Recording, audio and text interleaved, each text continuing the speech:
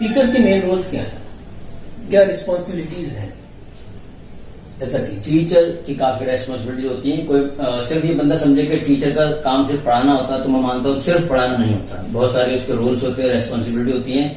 सबसे पहले उसकी जो एक जिम्मेदारी होती है एज अ नॉलेज प्रोवाइडर, सबसे इम्पोर्टेंट है कि टीचर को एक नॉलेज प्रोवाइडर होना चाहिए, बच्चों को डीप नॉलेज प्रोवाइड कर सके वो टीचर। ठीक, सिर्फ ऊपरी ज्ञान से काम नहीं चलेगा, और जैसे कि आज के टाइम में तो स्पेशली नहीं चलेगा, क्योंकि टाइम बदल चुका है और स्टूडेंट्स बहुत अवेयर हैं, चीजों को डीपली जानना चाहते हैं। पहली चीज नॉलेज प्रोवाइडर। दूसरी चीज है कि टीचर को एक फ्रेंडली बिहेव करना चाहिए स्टूडेंट के साथ में, एज अ फ्रेंड होना चाहिए उसे, क्योंकि एक फ्रेंड ही चीजों को अच्छी तरीके से डिस्कस कर सकता है। ठीक, अगर टीचर और स्टूडेंट्स के बीच में फ्रेंड रिलेशनशिप नहीं है तो वहां पर भी चीजें डिस्कस नहीं कर पाते हैं स्टूडेंट्स, वो हेसिटेट करते हैं क्वेश्चन पूछने से पहले, क्वेश्चन नहीं पूछता, और टीचर भी कुछ टीचर्स भी रिएक्ट नहीं करते हैं अच्छे से, तो फिर वो और उनको डिमोटिवेट जाते हैं, वो क्वेश्चन नहीं पूछते हैं। तो एज अ फ्रेंड उसको होना चाहिए। लेकिन यहाँ पर एक बात बहुत खास ध्यान रखनी है कि एक टीचर को अपने स्टूडेंट्स का दोस्त होना चाहिए। ठीक, यानी एक टीचर अपने दोस्त स्टूडेंट्स का दोस्त बने, लेकिन स्टूडेंट्स को अपना दोस्त ना बनने दे, क्योंकि अगर स्टूडेंट दोस्त बन जाएंगे तो फिर क्या है, वो ये दोस्ताना हो जाएगा। ठीक है, दोनों तरीके से सिर्फ टीचर को एक अपना बिहेव करना चाहिए एज अ फ्रेंड, और वो उनको मोटिवेट करें और उनको सपोर्ट करें। ठीक, और अगर तीसरे पॉइंट पर आते हैं कि टीचर को मोटिवेट भी करना चाहिए। मोटिवेट करना बहुत जरूरी है, क्योंकि हर एक सब्जेक्ट में कहीं ना कहीं जब स्टूडेंट्स उसको अटेम्प्ट करता है, उसको स्टडी करता है, तो वो नेगेटिविटी का शिकार होता है कि मैं नहीं कर पा रहा हूँ, ये मुझसे अच्छा नहीं हो रहा है, तो वो टीचर को अच्छे से मोटिवेट करना भी आना चाहिए। ठीक, और एक अच्छा तरीके से अपने सब्जेक्ट को प्रेजेंट करना चाहिए, आना चाहिए, उसका वो एक्सपर्ट होना चाहिए। ठीक, और सबसे अहम चीज मैं मानता हूँ कि टीचर को क्वेश्चंस के लिए स्टूडेंट के सामने एक ओपन इन्वायरमेंट रखना चाहिए। जैसे मैं अपना एग्जांपल देना चाहूंगा, मैं हमेशा क्लास में स्टूडेंट से कहा करता हूं कि you are completely free to ask any questions, any question, यानी वो कोई भी क्वेश्चन पूछ सकते हैं, और बिल्कुल फ्री इन्वायरमेंट में उन्हें प्रोवाइड कराया करता था, क्योंकि मैंने इस चीज को महसूस किया है कि स्टूडेंट जो हैं वो क्वेश्चंस नहीं पूछते हैं, और क्वेश्चंस नहीं पूछते हैं तो वो अपने आप को डेवलप नहीं कर सकते। ठीक, तो एक टीचर को स्टूडेंट के लिए फ्री इन्वायरमेंट प्रोवाइड कराना चाहिए फॉर आस्किंग द क्वेश्चंस, और उसे बहुत अच्छे ढंग से आंसर देना भी आना चाहिए। अब यहाँ पर एक चीज है बड़ी इंपॉर्टेंट कि टीचर को यहाँ पर तैयार होना पड़ेगा, डेली अपडेट रहना पड़ेगा, सिर्फ पढ़ाने से काम नहीं, है ना सर? बिल्कुल राइट, बहुत अच्छा। इसके बाद अगर हम बात करें, जैसे कुछ होता है टीचिंग मेथड होते हैं, कुछ हर एक टीचर के अलग अलग मेथड है, कैसे पढ़ाया जाता है। फिर भी मैं आपसे पूछना चाहूंगा कि कौन कौन से ऐसे मेथड्स हैं जो टीचर को यूज करना चाहिए ड्यूरिंग क्लास? बहुत सारे मेथड्स होते हैं, और ये अपने अलग अलग सब्जेक्ट्स पे एप्लीकेबल होते हैं, है ना। जैसे कि फिजिक्स है, मैथ्स है, इंग्लिश है, यानी इंग्लिश जो है वो लैंग्वेज में आती है, तो हर एक सब्जेक्ट को पढ़ाने के अपने अपने मेथड्स होते हैं। यहाँ पर मैं लैंग्वेज को पढ़ाने के रिगार्डिंग में बताना चाहूंगा। बहुत सारे मेथड, डायरेक्ट मेथड होता है, बच्चों को सिर्फ पढ़ाते जा रहे हैं। ठीक, एक मैं मानता हूँ सबसे अच्छा मेथड होता है कि इंटरेक्टिव मेथड, यानी बच्चों को ऐसे माहौल में पढ़ाना चाहिए कि टीचर उनसे इंटरेक्ट करें। पढ़ाते समय ड्यूरिंग टीचिंग बच्चों से क्वेश्चन पूछे, वो यानी कि उन बच्चों को इंगेज रखें, इंगेज रखें, दैट इज कॉल्ड इंटरेक्शन। उसे इंटरेक्शन करते हैं, ये नहीं कि वन वे बस पढ़ाते जा रहे हैं, बच्चे लिसनर सुनते जा रहे हैं, लिखते नोट बनाते जा रहे हैं, ऐसा नहीं। इंटरेक्टिव होना चाहिए कि पढ़ाते समय, हाँ, are you understanding my point, any question, got it, यानी उनका इंटरेक्शन बनना चाहिए। और ऐसे बच्चे जो इंटरेस्ट नहीं ले रहे हैं, कहीं ना कहीं चीजों को नहीं समझ, उन पर फोकस करना चाहिए टीचर को। ठीक, तो इंटरेक्टिव मेथड जो है सबसे बेस्ट रहता है, इसमें स्टूडेंट को सब कुछ चीज समझ में आती है, वो अवेयर रहता है। अच्छा, एक क्वेश्चन आता है कि एक अच्छे टीचर में कौन कौन सी क्वालिटीज होनी चाहिए अपार्ट फ्रॉम टीचिंग? मैं टीचिंग से, हाँ, मैं सब्जेक्ट नॉलेज की बात नहीं कर रहा, मैं बात कर रहा हूँ जनरल वे में कि एज अ टीचर, क्योंकि टीचर एक टीचिंग ही एक नोबल प्रोफेशन है, तो फिर उसके अंदर ऐसी कौन सी क्वालिटीज होनी चाहिए? एक जैसे कि एक पर्सन को डिसेंट होना चाहिए, बंदा डिसेंट होता है, बिल्कुल वैसे ही एक टीचर को भी डिसेंट होना चाहिए। उसका कैरेक्टर बिल्कुल प्योर होना चाहिए, बढ़िया कैरेक्टर, ये बहुत इंपॉर्टेंट है, कैरेक्टर होना बहुत इंपॉर्टेंट है। देखो मैं आपको एक थोड़ा सा इस पे बात करते हैं। सपोज कोई बहुत बंदा, एक बहुत ज्ञानी बंदा है, बहुत उसे नॉलेज है, लेकिन उसका कैरेक्टर अच्छा नहीं है, तो मैं मानता हूँ कोई उसकी रेस्पेक्ट नहीं करेगा, कोई उससे ज्ञान लेना नहीं चाहेगा, कोई उससे पढ़ना नहीं चाहेगा। बिल्कुल। तो कैरेक्टर का साफ सुथरा होना बहुत जरूरी है। डिसेंट हो बंदा, कैरेक्टर का हो, अच्छा हो, ऑनेस्ट हो, ठीक, और एज अ फ्रेंड हो, फ्रेंडली उसका नेचर हो, लोगों को सपोर्ट करे, और समाज में उसकी वैल्यू भी होना चाहिए। समाज में फैमिली में उसकी वैल्यू होना चाहिए, और उसको एक बोलने का ढंग उसके अंदर बड़ा अच्छा होना चाहिए, ताकि वो अपनी बात को बहुत अच्छे ढंग से समझा सके, ठीक। और एक टीचर के लिए ये बड़ा इंपॉर्टेंट है कि वो different types of age people, student से कनेक्ट करता है। वो कहीं पर कम एज के स्टूडेंट है, कहीं पर ज्यादा एडल्ट है, कहीं ज्यादा, तो उसमें क्या होता है कि उनका नॉलेज लेवल के अकॉर्डिंग उसको डिलीवर करना चाहिए, जो भी कुछ वो लेक्चर डिलीवर करने जा रहे हैं, कोई बात समझाने जा रहा है। तो मैं मानता हूँ ये चीजें जरूरी हैं। अच्छा, एक क्वेश्चन जो माइंड में हमेशा से आता है कि लोग कहते हैं कि इंडियन एजुकेशन सिस्टम अच्छा नहीं है, तो आपको क्या लगता है, क्या कौन कौन सी ऐसी चीजें हैं जो इंडियन एजुकेशन सिस्टम को वीक कर रही है? क्या ड्रॉबैक है इंडियन एजुकेशन सिस्टम? देखिए, सबसे पहले तो हमें समझना पड़ेगा कि एजुकेशन सिस्टम बहुत वास्ट है, बहुत बड़ा है। इंडियन एजुकेशन सिस्टम छोटा मोटा नहीं, बड़ा देश है तो बड़ा सिस्टम है। लेकिन हम ये नहीं कह सकते कि पूरे इंडिया में पूरा सिस्टम ही खराब है, या सारे इंस्टीट्यूशंस, स्कूल्स, कॉलेजेस और यूनिवर्सिटीज ही से खराब है। बहुत अच्छे इंस्टीट्यूशंस, यूनिवर्सिटीज भी हैं इंडिया के अंदर, अच्छी तरीके से एजुकेशन को प्रोवाइड करा रहे हैं। लेकिन हाँ, most of the institution colleges में क्या सिस्टम अच्छा नहीं, तो हम कह सकते हैं कि बड़े लेवल पे कह सकते हैं कि इंडियन सिस्टम जो है इफेक्टिव नहीं है, ठीक। खराब कहना, लोग खराब भी कहते हैं, लेकिन मैं कहता हूँ खराब करने से अच्छा ये कह सकते हैं कि इफेक्टिव नहीं है, और उसे अपडेट होने की जरूरत है। बिल्कुल। एक्चुअल में जो कंटेंट जो होता है, जो मटेरियल जो प्रोवाइड किया जा रहा है बच्चों को, वो समझ लीजिए 19वीं शताब्दी का है, ठीक। और जो टीचर्स हैं, जो मेथड लगा रहे हैं, जो पढ़ा रहे हैं, वो समझ लीजिए 20वीं शताब्दी के हैं। लेकिन बच्चे कौन सी शताब्दी के हैं? 21st सेंचुरी के बच्चे, 21वीं शताब्दी के बच्चे उनके पास हैं। तो कहीं ना कहीं ये इफेक्टिव रिजल्ट आ ही नहीं सकता। तो ये है कि कोरिलेटिंग यस। तो अब जब बच्चे एडवांस हैं, तो टीचर को एडवांस होना पड़ेगा, डेली बेसिस पे अपडेट होना पड़ेगा, और सिस्टम को भी अपडेट कराना पड़ेगा। जो कंटेंट बड़ा पुराना है ना, वो हमें नया कंटेंट लाना पड़ेगा। कहीं ना कहीं बुक्स इतनी पुरानी है कि हम कह सकते हैं कि हम 5 से 10 साल पीछे चल रहे हैं। तो सिस्टम को अपडेट होने की जरूरत है। लेकिन यहाँ पर हम सिर्फ ये कह के काम नहीं चला सकते कि सिस्टम को अपडेट होने की जरूरत है। यहाँ पर सबको मिलकर काम करने की जरूरत है। टीचर से पहले कुछ और भी आते हैं, बच्चे के लिए टीचर होते हैं। कौन होते हैं वो? पेरेंट्स होते हैं, ठीक है।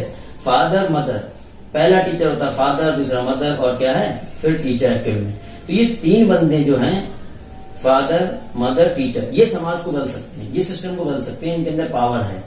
कई बार क्या होता है कि जब टीचर्स कोई नई चीज प्रोवाइड कराते हैं, एक नया सिस्टम कि बेटा ऐसे पढ़ो, तो पता क्या है, स्टूडेंट्स भी परेशान होते हैं, वो भी समझते नहीं है। और जब वो डिस्कस करते हैं अपने पेरेंट्स से, तो पेरेंट्स भी कहते हैं, कंपेयर करते हैं कि आप क्या पढ़ा रहे हैं, आज तक हम ऐसे पढ़ते आए हैं, आप ऐसे पढ़ा रहे हैं बच्चों को। तो कहीं ना कहीं क्या है, सबको साथ लेके चलना पड़ेगा, सबको समझना पड़ेगा कि नया सिस्टम और इफेक्टिव क्या है, तभी हम कर सकते हैं। क्योंकि ऐसे कोई एक कॉलेज इसको अप्लाई नहीं कर सकता। अप्लाई करेगा तो आगे स्टूडेंट को समझना होगा, उनको पेरेंट्स को भी समझना होगा, छोटे लेवल पे भी और बड़े लेवल पे भी, सबको समझना पड़ेगा। हमारा सिस्टम है, जैसे आपने कहा कि उसमें क्या ऐसा करें कि वो इफेक्टिव हो, तो उसमें सिस्टम में केस स्टडी वाला सिस्टम लाना चाहिए, प्रोजेक्ट बेस्ड स्टडी होनी चाहिए। अगर प्रोजेक्ट बेस्ड स्टडी है तो इम्प्रूवमेंट के बहुत चांसेस है, क्योंकि दूसरी कंट्रीज में और अच्छे इंस्टीट्यूशन इन इंडिया ये चीज अप्लाई हो चुकी है। छोटा सा एग्जांपल दे दूं मैं, आई अहमदाबाद मैनेजमेंट का इंस्टीट्यूट है, बहुत नामी गिरामी इंस्टीट्यूट है। तो वहां पर क्या है, प्रोजेक्ट बेस्ड स्टडी होती है, केस स्टडी होती है। लेक्चर जो क्लासेस होती है वो 20% होती है ओनली। अच्छा, ये प्रॉब्लम ये है कि अभी इंडियन एजुकेशन सिस्टम में हम किस तरीके से ये केस स्टडी को इम्प्लीमेंट करें। अगर हम एकेडमिक की बात करें, एकेडमिक में बिल्कुल भी नहीं है ये केस स्टडी, तो इसको कैसे स्टार्ट किया जाए? अगर हम हर एक सब्जेक्ट में कुछ 1 या 2 केस स्टडी बच्चों को दें, जिससे कि वो हैबिचुअल बने, स्टार्ट करें, तो क्या आपको क्या लगता है क्या चीजें होनी चाहिए? किस लेवल से जा रहे हैं बताइए। हाँ, जैसे हम किस स्टूडेंट हम चाह रहे हैं कि स्टार्टिंग हमारा एकेडमिक से स्टार्ट हो जाए, फिफ्थ से। देखिए, जो केस स्टडी या प्रोजेक्ट बेस्ड है तो मैं मानता हूँ 5th से थोड़ा सा इफेक्टिव रहेगा, 5th क्लास से। उससे पहले आप कर सकते हैं, लेकिन शायद रिजल्ट उतना अच्छा ना आए। जैसे कि कोई भी सब्जेक्ट बच्चों को पढ़ाया जाता है 1st, 2nd, 3rd क्लास में, तो वो एक तरीके से बस याद कर रहे होते हैं, वो इतना अवेयर नहीं हो सकते ना लैंग्वेज के बारे में। लेकिन 5th 6th 7th ये क्लास अच्छे हैं, यहाँ पर हम प्रोजेक्ट बेस्ड स्टडी को ला सकते हैं। इसमें सबसे पहले जिम्मेदारी लेनी होगी टीचर को अपडेट करना होगा। सबसे इंपॉर्टेंट है बच्चों में रीडिंग करने की हैबिट जो है वो डेवलप करनी पड़ेगी। बच्चों में रीडिंग करने की हैबिट नहीं है, उनको सर्टेन क्वेश्चन उन्हें याद करने, उन्हें मालूम है कि ये सर्टेन क्वेश्चन है, मैं इनको याद करके जाऊंगा, एग्जाम में लिख दूंगा, मुझे नंबर मिल जाएंगे, ऐसे ही मैं पास करते आ रहा हूँ, आगे भी चला जाऊंगा।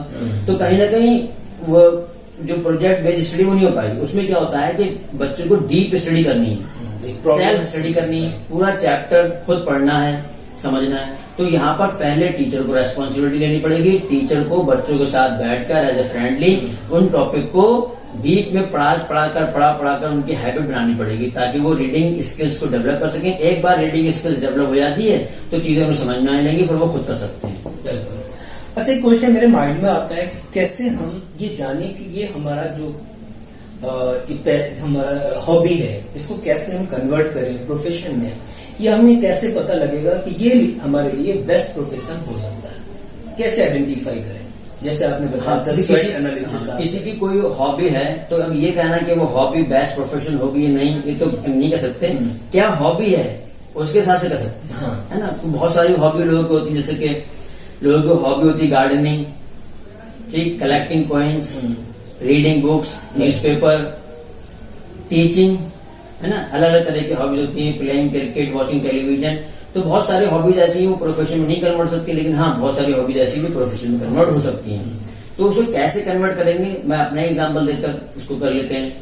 जैसे मुझे टीचिंग का शौक था, तो टीचिंग मेरी हॉबी थी। मैं काफी समय से पढ़ा रहा हूँ, जैसे after qualifying the high school, उसके बाद ही मैंने पढ़ाना शुरू कर दिया होम ट्यूशन धीरे धीरे। और मैंने देखा कि काफी मुझे इंटरेस्ट आता है इसमें, टीचिंग में, और स्पेशली इंग्लिश को पढ़ाने में और मजा आता है, ठीक। तो वो डेवलप होता गया।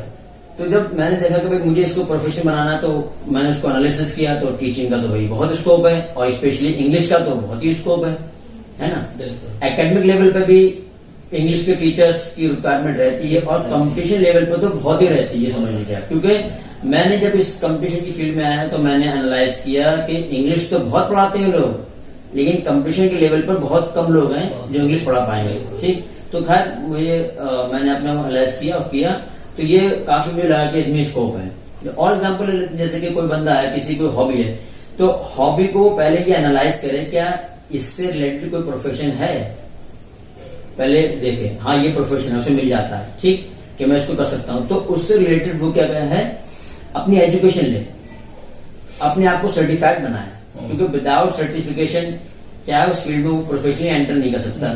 तो वो अपने सर्टिफाइड करे, जैसे मैंने किया। मेरी हॉबी थी इंग्लिश, लेकिन इंग्लिश का मेरा कोई बैकग्राउंड नहीं था, तो मैंने एमए इंग्लिश किया, सर्टिफाइड किया अपने आप को, एनालाइज किया, और फिर मैं इस फील्ड में आ गया। जैसे काफी जो घरेलू महिलाएं, उन्हें कुकिंग का बहुत शौक है, ठीक। तो अगर वो प्रोफेशन में आना चाहती हैं कुकिंग के लेवल पे, जैसे रेस्टोरेंट में वो एज ए कुक वर्क करना चाहती है, तो उन्हें क्या सर्टिफिकेट जरूरत पड़ेगी। तो सबसे पहले वो सर्टिफाइड करें अपने आप को, एक कोर्स करें कुकिंग का, ठीक। और जब उन्हें कंप्लीट नॉलेज हो जाए तो जाके कहीं भी अप्लाई कर सकते हैं, रेस्टोरेंट में, होटल में एज अ कुक, और उनको आसानी से जॉब मिल सकती है। वो अपनी हॉबी को प्रोफेशन में बदल सकते हैं। अच्छा, एक क्वेश्चन मेरे माइंड में आता है, और मुझे लगता है कि ये क्वेश्चन हर किसी के माइंड में आना चाहिए।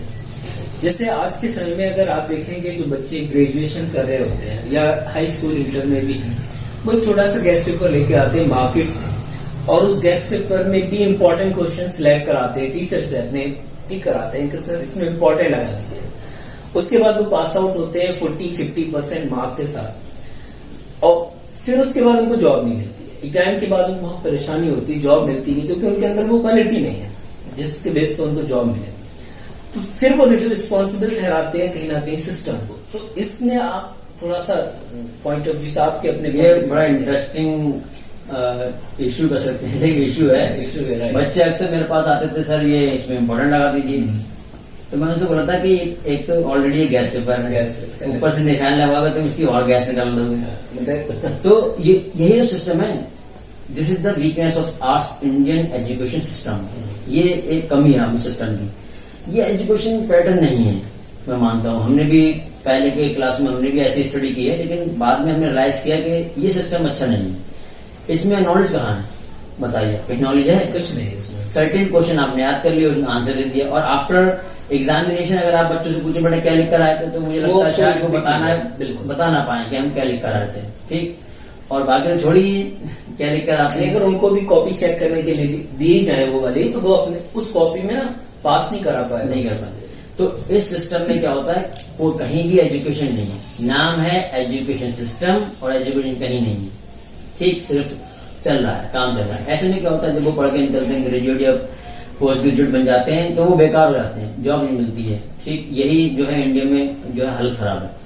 मान लीजिए कि बच्चा ज्यादा ना पढ़ पाए, ग्रेजुएट या पोस्ट ग्रेजुएट ना हो पाए, लेकिन वो स्किल्ड हो जाए, इंटर तक पढ़े, मान लीजिए इंटरमीडिएट किया उसने, लेकिन इंटरमीडिएट तक उसे सब कुछ आता है अच्छे से, अगर आता है तो वो अपना कुछ ना कोई रास्ता निकाल लेगा कमाई करने का। क्योंकि अल्टीमेटली एजुकेशन लेने के बाद करना क्या है, कमाना ही है, नहीं हर किसी को अर्निंग सोर्स बनाना है। तो अगर वो अच्छे से बच्चा पढ़ता है, तो मैं मानता हूँ हाई स्कूल के लेवल पे वो इस लायक बन जाएगा, वो अर्निंग कर सकता है, 12th के लेवल पे इस लायक बन जाएगा, वो अर्निंग कर सकता है। लेकिन यहाँ क्या है, ग्रेजुएट कर लिए, ग्रेजुएशन कर लिया, पोजीशन कर लिया, उसके बाद भी वो स्किल्ड नहीं है, जो उनमें टैलेंट नहीं, वो डेवलप नहीं है, तो वो कहीं भी कुछ नहीं कर पाएंगे, बहुत ही दिक्कत भरा है। अच्छा, लास्ट क्वेश्चन आपसे है कि लास्ट में जो हमारे व्यूअर हैं, स्टूडेंट भी हो सकते हैं, टीचर्स भी हैं, उनके लिए भी कहीं ना कहीं बेनिफिशियल होगा, तो स्टूडेंट के लिए क्या सजेस्ट आप करेंगे, कैसे उनको स्टडी करना चाहिए? वैसे तो स्टूडेंट टू स्टूडेंट वेरी करता है। ठीक, स्टूडेंट कैसा है, उसका नेचर कैसा है, कितना वो पढ़ पाता है, उसके अकॉर्डिंग हम सजेस्ट करते हैं। और सब्जेक्ट टू सब्जेक्ट भी वेरी करता है, किस सब्जेक्ट चूज करें। लेकिन यहाँ पर जैसे कि आप पूछ रहे हैं, तो जनरल गाइडलाइंस हम स्टूडेंट के लिए प्रोवाइड करा देते हैं कि क्या करना चाहिए। मुझे लगता है सबसे पहले स्टूडेंट को किताबों के साथ दोस्ती करनी चाहिए, किताबों को जो है दोस्त बनाना चाहिए। आज के टाइम में मुझे लग रहा है कि दोस्ती नहीं है, मोस्ट ऑफ द स्टूडेंट्स जो है उनकी दोस्ती नहीं है किताबों से। उन्हें लगता है कि बस थोड़ा सा कुछ नोट्स मिल जाए, कुछ मटेरियल मिल जाए, तो वो बात नहीं बनेगी। किताबों से दोस्ती करें, और सिर्फ किताबों से दोस्ती ना करें, उनको समझें। एक ही जगह पर घंटों बैठकर पढ़ने की आदत बनाएं, क्योंकि एक स्टूडेंट का जो अचीवमेंट होगा वो on the basis of knowledge होगा कि उसे क्या ज्ञान है। उसे अभी इन पे नहीं जाना है कि किस तरीके से इसको पढ़ाना है, क्या प्रेजेंट करना है। जब वो टीचिंग लेवल पे आएगा तो उसे अलग तरह लेवल करना होगा, लेकिन एक स्टूडेंट को सिर्फ उसे नॉलेज लेनी है, एक डीप नॉलेज लेनी है, अच्छी नॉलेज। तो पहली चीज जो है किताबों से दोस्ती करें, और एक ही जगह पर घंटों बैठकर पढ़ने की आदत बनाएं। ठीक, डिस्ट्रैक्शन से बचें। आज के टाइम में डिस्ट्रैक्शन बहुत है। देखिए, जैसे कि एक कंप्यूटर होता है, कंप्यूटर पे आपने विंडोज कई खोल रखी है, तो क्या होगा, कंप्यूटर की जो प्रोसेसिंग है वो डाउन हो जाती है, डाउन। ऐसे ही हमारा माइंड होता है। सपोज एक स्टूडेंट पढ़ने बैठता है, ठीक, और उसने विंडो खोल रखी, एक फ्रेंड की विंडो खुली माइंड में, ठीक, एक जो है वो कहीं घूमने की विंडो खुली हुई है ना, और एक विंडो खुली हुई है फेसबुक की, एक विंडो खुली हुई व्हाट्सएप की, ठीक, और पास में मोबाइल रखा हुआ है, उस पे अलर्ट नोटिफिकेशंस आ रहे हैं। तो यहाँ पर हम भरमार कर सकते हैं डिस्ट्रैक्शंस की। डिस्ट्रैक्शंस बहुत हैं आज के टाइम में स्टूडेंट के, और जो डिस्ट्रैक्शंस होते हैं वो कभी भी आपकी स्टडी को जो है कंप्लीट नहीं कर सकते। अगर आप पढ़ रहे हैं तो कोई भी डिस्ट्रैक्शन नहीं होना चाहिए। मोबाइल स्विच ऑफ या फिर साइलेंट मोड पे, वो भी दूसरे कमरे में, कहीं दूर, पास में नहीं होना चाहिए। ये मैटर नहीं है आप कितने घंटे पढ़ रहे हैं, ये मैटर है कि आप क्वालिटी टाइम कितना देंगे। जो चीज आप पढ़ना पूरा फोकस उस पे, कोई माइंड में दूसरा ख्याल नहीं होना चाहिए, कोई विंडो नहीं खुली होनी चाहिए। विंडो खुल गई तो माइंड की प्रोसेस डाउन हो जाएगी और आपका पढ़ना बेकार हो जाएगा। काफी बच्चे मुझसे पूछते सर हम पढ़ते हैं, टाइम लगाते हैं, लेकिन हम फिर भी याद नहीं कर पाते। उसकी वजह यही है, बहुत इंपॉर्टेंट पॉइंट यही है कि आप जिस समय जो चीज पढ़ रहे हैं पूरा फोकस आपका उसी पे होना चाहिए, कोई दूसरी विंडो नहीं खुली होनी चाहिए, क्योंकि डिस्ट्रैक्शन होगा तो जो इन्फॉर्मेशन है वो सिस्टमेटिक ढंग से आपके माइंड में नहीं जाएगी। बिल्कुल। और बहुत सारी बातें हैं, बच्चों को ध्यान रखना है कि वो डिसेंट होके अपनी स्टडी करें, पंक्चुअलिटी दिखाएं, और टीचर से डिस्कस करते रहें टाइम टू टाइम जो पढ़ रहे हैं, क्योंकि पढ़ने के साथ में डिस्कस करना बहुत जरूरी है। और एक आम तौर पे क्या चीज बातें ध्यान रखनी है स्टूडेंट्स को कि खुश रहे, चेहरे पे स्माइल रहना चाहिए, अच्छा सोचे, अच्छा बोले, अच्छा देखे, क्योंकि जब कुछ सब कुछ अच्छा अच्छा करेगा तभी उसके साथ सब कुछ अच्छा होगा। और एक खुश रहना बहुत जरूरी है, क्योंकि मैं मानता हूं कि एक खुश रहने वाले व्यक्ति के लिए चीजें कठिन तो हो सकती हैं लेकिन असंभव नहीं हो सकती। बहुत बहुत शुक्रिया, थैंक यू सो मच।